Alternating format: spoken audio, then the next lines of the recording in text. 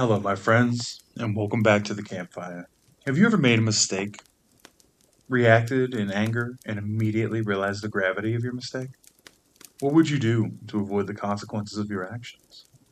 Today we'll join Mary Maloney on just such an adventure.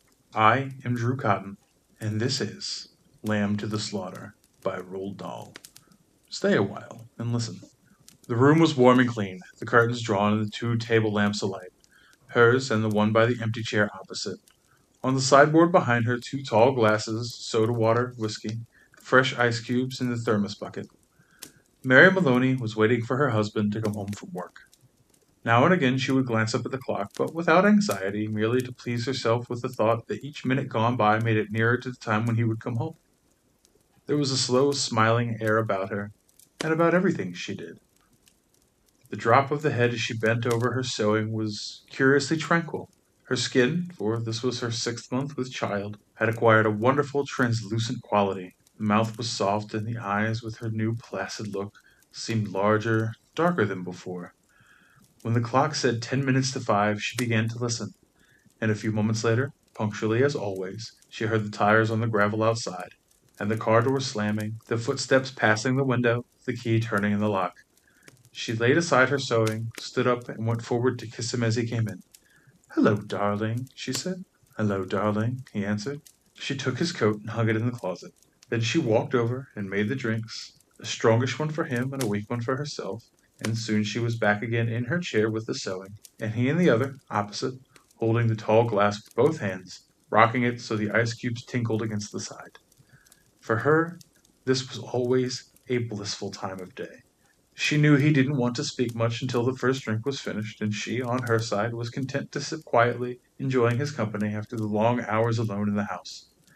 She loved to luxuriate in the presence of this man, and to feel, almost as a sunbather feels the sun, that warm male glow that came out of him to her when they were alone together.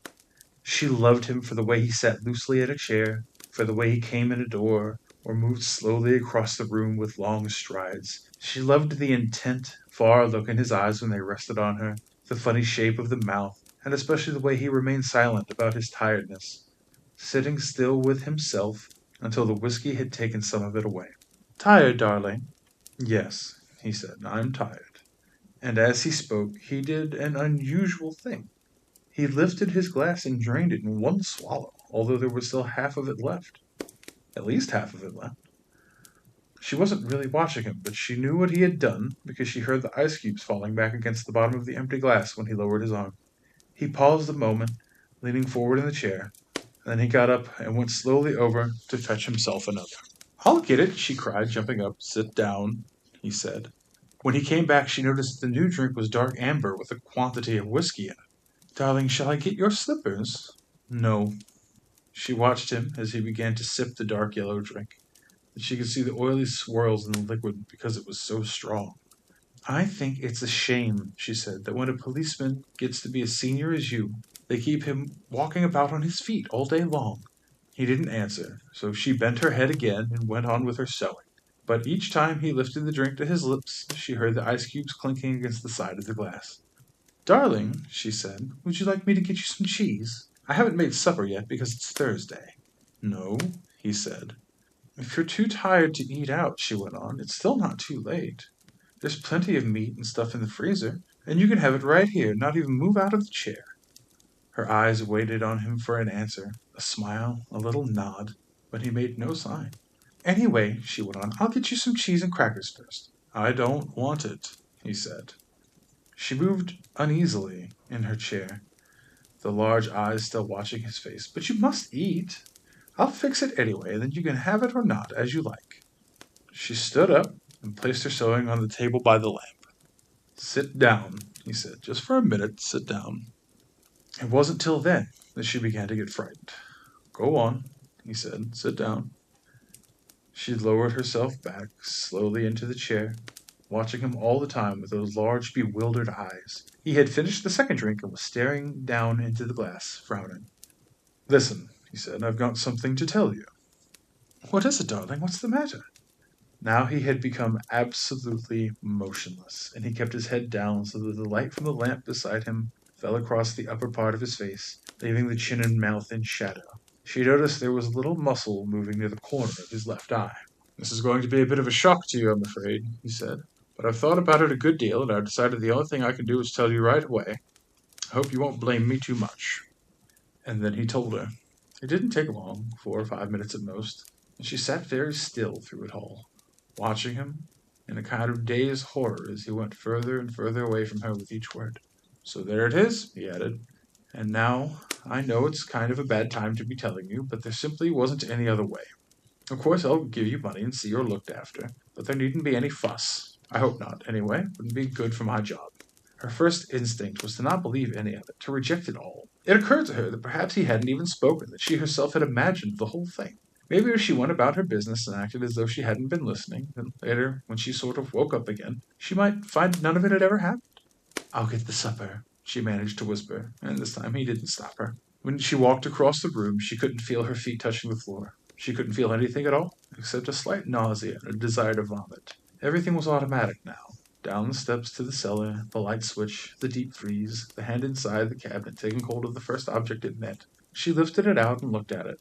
It was wrapped in paper, so she took off the paper and looked at it again. A leg of lamb. All right then, they would have lamb for supper.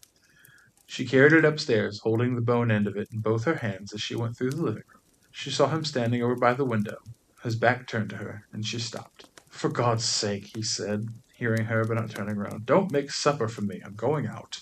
At that point, Mary Maloney simply walked up behind him without any pause and swung the big frozen leg of lamb high in the air and brought it down as hard as she could on the back of his head. She might as well just hit him with a steel club. She stepped back a pace, waiting, and the funny thing was that he remained standing there for at least 4 or 5 seconds, gently swaying. Then he crashed to the carpet. The violence of the crash, the noise, the small table overturning, helped bring her out of the shock. She came out slowly, feeling cold and surprised. She stood for a while, blinking at the body, still holding the ridiculous piece of meat tight with both hands. All right, she told herself, so I've killed him. It was extraordinary, now, how clear her mind became all of a sudden. She began thinking very fast. As the wife of a detective, she knew quite well what the penalty would be. That was fine. It made no difference to her. In fact, it would be a relief. On the other hand, what about the child? What were the laws about murderers with unborn children? Did they kill both mother and child? Or did they wait until the 10th month? What did they do? Mary Maloney didn't know, and she certainly wasn't prepared to take the chance. She carried the meat into the kitchen, placed it in a pan, turned the oven on high, and shoved it inside. Then she washed her hands and ran upstairs to the bedroom. She sat down before the mirror, tidied her hair, touched her lips and face. She tried a smile, and it came out rather peculiar. She tried again. "Hello, Sam," she said brightly, aloud. The voice sounded peculiar, too. "I want some potatoes, please, Sam. Yes, I think a can of peas." That was better. Both the smile and the voice were coming out better now. She rehearsed it several more times. Then she ran downstairs, took her coat, went out the back door, down the garden, into the street. It wasn't 6 o'clock yet. The lights were still on in the grocery shop. "Hello, Sam," she said brightly, smiling at the man behind the counter. "Why, good evening, Miss Maloney. How are you?" "I want some potatoes, please, Sam. Yes, and I think a can of peas." The man turned and reached behind him on the shelf for the peas. "Patrick's decided he's tired and doesn't want to go out to eat tonight," she told him. "We usually go out on Thursdays, you know, and now he's caught me without any vegetables in the house." "Then how about meat, Miss Maloney?" "Oh, no, I've got meat, thanks. I've got a nice leg of lamb from the freezer." "Oh, I don't know much like cooking it frozen, Sam, but I'm taking a chance on it this time. You think it'll be all right?" "Personally," the grocer said, "I don't believe it makes any difference. You want these Idaho potatoes?" "Oh, yes, that'll be fine. 2 of those." "Anything else?" The grocer cocked his head to one side, looking at her pleasantly. "How about afterwards? What have you got to give him for afterwards?" "Well, what would you suggest, Sam?" The man glanced around his shop. "How about a nice big slice of cheesecake? I know he likes that." "Perfect," she said. "He loves it." And when it was all wrapped up and she had paid, she put on her brightest smile and said, "Thank you, Sam. Good night." "Good night, Miss Maloney, and thank you." And now she told herself as she hurried back all that she was doing now. She was returning from her home to her husband, and he was waiting for his supper. She must cook it good and make it as tasty as possible, because the poor man was tired. And if, when she entered the house, she happened to find anything unusual or tragic or terrible, then naturally it would be a shock, and she'd become frantic with grief and horror. Mind you, she wasn't expecting to find anything. She was going to go home with the vegetables. Mrs. Patrick Maloney going home with the vegetables on Thursday evening to cook supper for her husband. That's the way, she told herself. Do everything right and natural, keep things absolutely natural, and there will be no need for any acting at all. Therefore, when she entered the kitchen by the back door, she was humming a little tune to herself and smiling. Patrick, she called, how are you, darling? She put the parcel down on the table and went through into the living room. And when she saw him there, lying on the floor with his legs doubled up and one arm twisted underneath, behind his back, it really was an utter shock. And all of the old love and longing for him welled up inside her, and she ran over to him, knelt down beside him, and began to cry her heart out. It was easy. No acting was necessary. A few minutes later, she got up and went to the phone. She knew the number for the police station, and when the man on the other end answered, she cried to him, Quick! Come quick! Patrick's dead! Who's speaking? Mrs. Maloney, Mrs. Patrick Maloney. You mean Patrick Maloney's dead? I think so, she sobbed. He's lying on the floor, and I think he's dead. Be right over, the man said. The car came very quickly, and when she opened the front door, 2 policemen walked in. She knew them both. She knew nearly all of the men at the precinct, and she fell right into a chair and then went over to join the other one, who was called O'Malley, kneeling by the body. Is he dead? She cried. I'm afraid he is. What happened? Briefly, she told her story about going out to the grocer and coming back to find him on the floor. While she was crying and talking, Noonan discovered a small patch of congealed blood on the dead man's head. He showed it to O'Malley, who got up and hurried to the phone. Soon other men began to come to the house, first a doctor, then 2 detectives, one of whom she knew by name. Later a police photographer came and took pictures, and a man who knew about fingerprints. There was a great deal of whispering and muttering beside the corpse, and the detectives kept asking her a lot of questions, but they always treated her kindly. She told her story again, this time right from the beginning. Patrick had come in, and she was sewing, and he was tired, so tired he hadn't wanted to go out for supper.